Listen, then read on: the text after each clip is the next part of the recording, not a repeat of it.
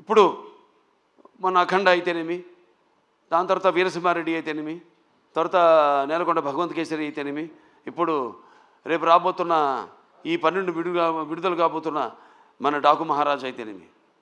ఇందాక చెప్పారు డైరెక్టర్ గారు, డాకు మహారాజ్ డిస్కషన్స్ అప్పుడు ఏదో ఒక లైన్ అనుకున్నాం, అది సరిగ్గా మాకు నేను కనెక్ట్ కాలేకపోతున్నాను. దానికి ఏదో ఒక పాత కథలాగా అనిపించింది. మళ్ళీ ఎందుకంటే ఆల్వేస్ రీసెర్చ్, ఎప్పుడు నా మీద నేను రీసెర్చ్ చేసుకుంటున్నా, అభిమానులు ఏం కోరుకుంటున్నారు నా నుంచి.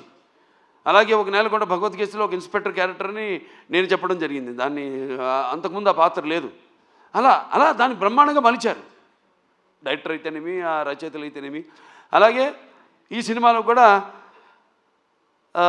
ఆదిత్య 669లో శ్రీకృష్ణదేవరాయల మారువేషంలో వచ్చి కృష్ణకుమార్ని కాపాడడం, అది అలా ఉండిపోయింది. ఫ్యాన్స్ అందరి గుండెల్లో కూడా ఉండిపోయింది ఆ పాత్ర.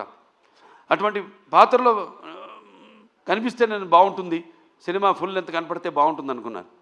సో దాన్ని నేను వ్యక్తపరచడం జరిగింది. ఏమండి, మన ఫ్యాన్స్ ఉన్నారు, ముందు వాళ్ళని డిసప్పాయింట్ చేయకూడదు. మనం నాన్నగారు ఒక సర్దార్ పాపారాయుడు అయితేనేమి అటువంటి ఒక గెటప్లో మనకు కనిపిస్తే బాగుంటుంది అని అనుకున్నాం. అక్కడి నుంచి స్టార్ట్ అయింది కథ, మా ప్రయాణం.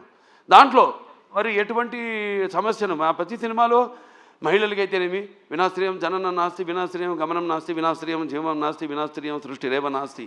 ప్రతి సినిమాలో కూడా మహిళలకు ఒక ప్రత్యేకమైన ఇంపార్టెన్స్ ఉంటుంది.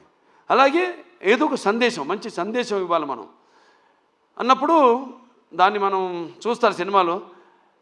మొత్తం చెప్పేస్తే ఎలా, రేపు ఏ సమస్యను మేము తీసుకున్నాం, అసలు దాని మీద మన తెలుగు వాళ్ళ గొప్పతనం ఏంటి అన్నది కూడా ఈ సినిమా ద్వారా చెప్పడం జరిగింది.